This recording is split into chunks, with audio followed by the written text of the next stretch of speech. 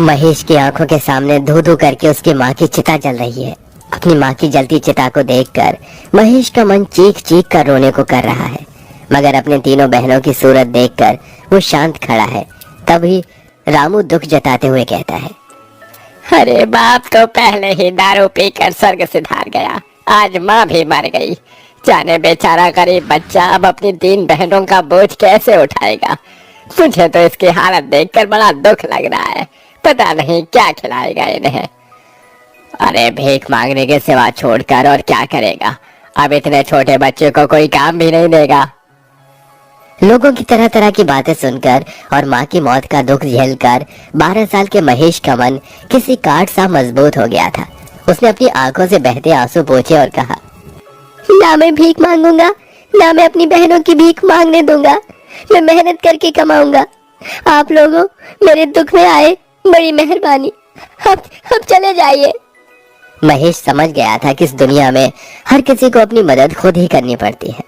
महेश 6 महीने की नंदिनी को गोद में लिए अपनी बाकी 2 छोटी बहनों योगिता और प्राची के साथ अपनी टूटी फूटी झोपड़ी में आ गया। तभी 5 साल की प्राची ने भूख जताई। भैया दूध नहीं दिए, खाना चाहिए, मैं तो मर गई। अब हमको खाना बना के कौन खिलाएगा? अपनी गरीब बहन की बात सुनकर महेश की आंखों में आंसू की बदरा बरस गई। अरे छुटकी, तेरा भैया है, मैं बनाऊंगा खाना। फिर जैसे वो राशन के डिब्बे में देखता है तो बस थोड़े से चावल रखे होते हैं। महेश चूल्हे का धुआं सहकर गीले चावल बनाने लगा और दोनों बहनें योगिता और प्राची नंदिनी को गोद में लिए टकटकी लगाए चूल्हे की ओर देखती रहीं। तभी महेश का हाथ जल गया। माँ, क्या हुआ भैया, आप ठीक तो हो? योगिता को अपने गरीब भाई से बहुत लगाव था। हाँ बहन, मैं ठीक हूँ। थोड़े से चावल में उसने बहनों को खिलाया और खुद भूखे सो गया, मगर मारे चिंता के उस गरीब भाई को नींद भी कहाँ आई। आज थोड़े चावल थे तो दिन कट गया, मगर मुझे काम ढूंढना होगा। अगले दिन महेश काम ढूंढने निकल गया और लखन से कहा, चाचा, आप जिस फैक्ट्री में काम करते हो वहाँ मुझे भी कोई काम दिला दो। अरे ना बाबा ना, तुझे काम दिलाकर मुझे जेल में चक्की नहीं पीसनी, जा भाग यहाँ से। महेश निराश होकर दिन भर तपती धूप में भटकता रहा। उसके पैरों में एक चप्पल भी नहीं थी, शरीर पर एक मैला कुचैला जगह जगह से फटा हुआ एक शर्ट। तभी वो लच्छू दास के ढाबे पर आया। मोटा ताजा शरीर और निकला हुआ पेट लिए वो कुर्सी पर पसरा था। अरे जल्दी से ये प्लेट धो, ग्राहक खाने के लिए खड़े हैं। अरे ओ पप्पू, कहाँ गया तू? तभी महेश तवाक से बोला, सेठ जी, मैं सारी प्लेट धो दूंगा, काम की बहुत जरूरत है मुझे, दया करके काम दे दीजिए। इस दुनिया में एक गरीब का फायदा हर कोई उठाता है। लच्छू ने भी महेश की मजबूरी देखकर कहा, देख बच्चे, तुझे दिन भर प्लेट धोना होगा और उसके बदले मैं तुझे 50 रुपए ही दूंगा। अरे आप जो देंगे मुझे मंजूर है। 50 रुपए कमाने के लिए अब दिन भर गरीब महेश ढाबे के गंदे झूठे प्लेट धोता ताकि अपनी बहनों को भरपेट खिला सके। अपनी बहनों को पढ़ाने के लिए मुझे और मेहनत करनी होगी। 50 रुपए में तो पेट भी नहीं चलता। ढाबे के साथ महेश अब हर सवेरे अनाज की बोरी उतारता और पैसे जमा करके बहनों को दाखिला दिला देता है। अपनी हर तनख्वाह से वो तीनों के लिए तोहफे खरीद कर लाता और फटे कपड़ों में रह जाता। इसी तरह 18 साल बीत जाते हैं। फिर एक दिन, नंदिनी, प्राची, योगिता, भैया आ गए आप? ये देखो मैं तुम्हारे लिए क्या लाया हूँ। योगिता, ये तोहफा तुम्हारे लिए। शुक्रिया भैया। और ये संतरी और गुलाबी रंग का सूट प्राची और नंदिनी तुम्हारे लिए। तभी दोनों घमंड से सूट लेने से मना कर देती हैं। भैया हमें नहीं चाहिए ये गरीबों की 2 कौड़ी का सूट। और प्राची, भैया हमारे लिए कितने प्यार से लाए हैं। योगिता दीदी, अगर तुम्हें इतना ही पसंद है तो तुम रख लो ये घटिया सूट। और भैया, अब आपकी बहनें बच्ची नहीं रही, बड़ी हो गई है, हमें कुछ ढंग करा कर दिया कीजिए। ये ठेली फेरी वाले कपड़े हम नहीं पहनेंगी। यू नो व्हाट भैया, हमारी सहेली इतने अमीर घर से आती है, एक एक कपड़े लाखों की पहनती है। और तो और किसी की डैडी बिजनेसमैन है, किसी की सरकारी नौकरी में, और हमारा भाई आज भी ढाबे पर बर्तन मांजता है। हमें खुद में सोचकर इतनी शर्म आती है। अरे क्या जिंदगी भर औरों की गुलामी करते रहोगे? नंदिनी की इस तरह की बात से उस गरीब भाई के दिल को बहुत ठेस पहुंचती है और बहनों की खुशी की खातिर वो ढाबे का काम छोड़कर अब एक कॉलेज के बाहर समोसे बेचने लगता है। समोसे ले लो, समोसे, खस्ता समोसे। बस भगवान, शुरुआत तो कर दी है, कृपा करना काम जम जाए तो फिर बहनों की शादी भी करनी है।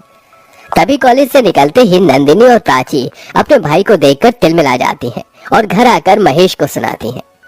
भैया, पूरी दुनिया में आपको हमारा ही कॉलेज मिला था समोसे बेचने को। प्राची दीदी, इन्होंने तो कसम खा रखी है हमारी इज्जत मिट्टी में मिलाने की।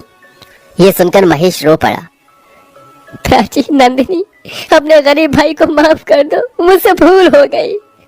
महेश की तीनों बहनों के स्वभाव में बड़ा अंतर था। योगिता महेश के दुख दर्द को समझती थी, जबकि नंदिनी और प्राची घमंडी बर्ताव रखती थी। कुछ दिन बाद महेश ने योगिता की शादी एक गृहस्थ परिवार में कर दी। देख माँ, आज इस गरीब भाई ने एक बहन का घर बसा दिया। योगिता भी खुश थी। वहीं प्राची और नंदिनी ने कहा, भैया, आपको हमारे लिए रिश्ता देखने की कोई जरूरत नहीं, क्योंकि हमने अपना जीवन साथी चुन लिया है। पर लड़का कौन है, क्या करता है? चिंता मत कीजिए भैया, वो योगिता दीदी के पति की तरह चपरासी नहीं जिसे आपने पसंद किया था। देखिए भैया, सारी जिंदगी तो उस गरीबी के सिवा आपने हमें कुछ दिया नहीं। कम से कम हमारी शादी ढंग से करना, क्योंकि हमारे होने वाले ससुराल वाले बहुत इज्जतदार हैं और आपकी तरह गरीब नहीं। जैसे तैसे कर्ज लेकर महेश दोनों बहनों की शादी बड़ी धूमधाम से कर देता है। दोनों अपने आलीशान ससुराल में खुशहाल तरीके से रहने लगती हैं, मगर महेश बड़े कर्ज में आ जाता है, जिसके चलते वो दिन रात काम करता है। एक दिन दोनों अमर बहनें 5 स्टार होटल में अपनी सहेलियों के साथ आती हैं। OMG गाइस, शादी के बाद तुम दोनों की तो बात ही बदल गई है। यार, बड़ी भूख लगी है, जल्दी से ऑर्डर दे दो। वेटर। जी मैडम। फिर जैसे ही दोनों अमीर बहनें गरीब भाई को वेटर के भेष में देखती हैं, तभी नीता कहती है, हे नंदिनी, इस वेटर की शक्ल तो तुम्हारे भाई से मिलती है। नो नीता, हमारा कभी कोई भाई नहीं था। ये सुनकर महेश का दिल ढहक ढहक कर रो देता है। मेरी गरीब हैसियत की वजह से आज मेरी अमीर बहनों ने मुझे भुला दिया। इस दुनिया में दौलत के आगे रिश्ते का कोई मोल नहीं है। कुछ देर बाद, अरे ओ वेटर, चल यहाँ। जी। तभी प्राची अमीरी की ऐड से अपने पर्स से पैसे निकालकर महेश के हाथ में थमाती है। ये लो, टिप समझ कर रख लो। दौलत के गुमान में चोर दोनों अपने गरीब भाई की बेइज्जती करके चली जाती हैं। उस दिन से महेश अमीर बनने का ठान लेता है और वक्त ऐसी करवट लेता है कि महेश कुछ ही सालों में बहुत अमीर हो जाता है और वहीं उसकी दोनों बहनें बुरे हालातों में पहुंच जाती हैं और दोनों आंखों में आंसू लिए हुए मदद मांगती हुई आती हैं। भैया, क्या बात है, मेरी अमीर बहनों को इस गरीब भाई की याद कैसे आ गई? हमारे पतियों का बिजनेस में बहुत बड़ा घाटा हुआ है। घर द्वार सब कुछ बिक गया। आपने जो काम शुरू किया है उसके लिए आपको 2 लोगों की जरूरत है। अगर वो नौकरी आप हमारे पतियों को दे दे तो बहुत मेहरबानी होगी। मेरे साथ काम करने से अगर तुम्हारे पतियों की इज्जत नहीं जाती तो उन्हें भेज देना।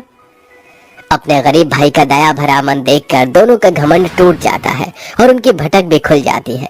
दोनों अपने किए की माफी मांगती हैं। भैया, हम दोनों से भूल हो गई। जिस भाई के पाँव धोकर पीना था उसे पूजना था। हमने अपने उसी माता पिता समान भाई को उसके गरीब हालातों में कोसा, मगर आज आपने हमारे लिए इतना किया। थैंक यू भैया। दोनों के आंसू देखकर आखिर बीती बातों को भूलकर महेश अपनी दोनों बहनों को गले लगा लेता है